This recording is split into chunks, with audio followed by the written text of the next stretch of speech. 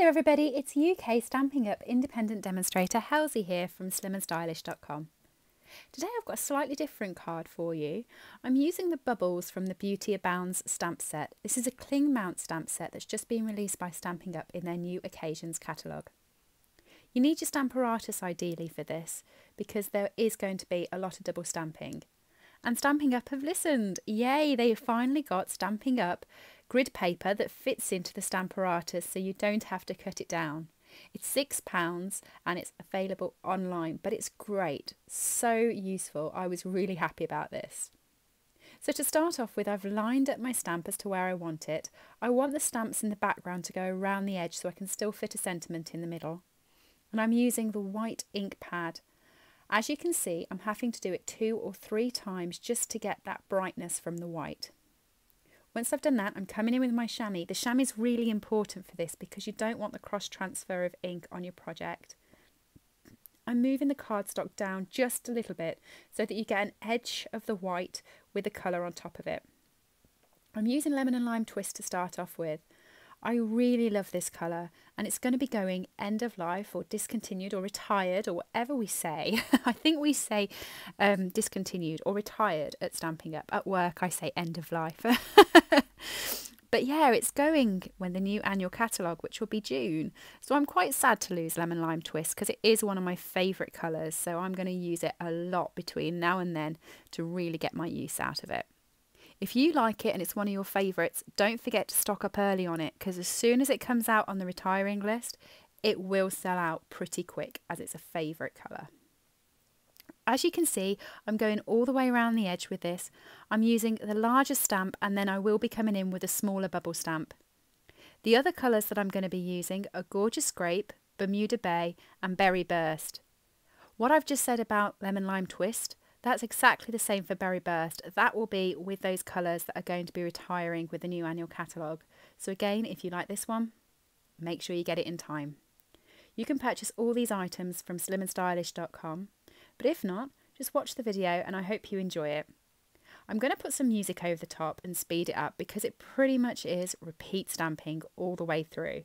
But I will join you when it comes to putting the sentiments and final details on. Enjoy this project.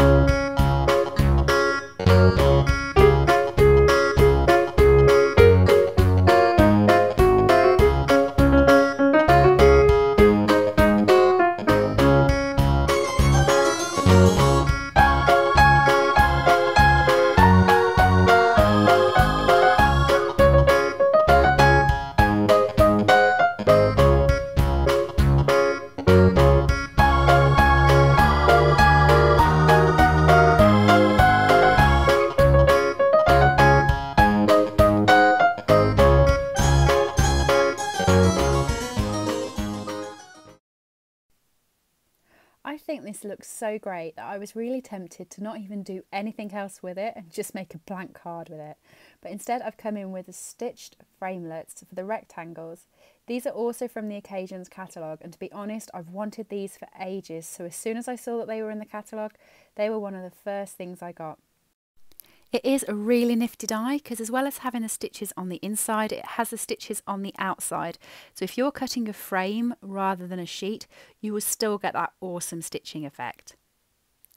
This sentiment is a two-part sentiment, so I'm going to be putting one part on the front and one part in the inside. The bit I'm putting in the front, I'm going to be using my Versamark and my clear embossing powder. I really love embossing, but I do have to watch what I do with that sheet of paper with the loose powder because I have lost so many pots of powder over the years, and trust me, the vacuum does not pick that stuff up. So I'm just heat setting it now so it really pops, and then I'm just going to stamp the second part of the sentiment on the inside.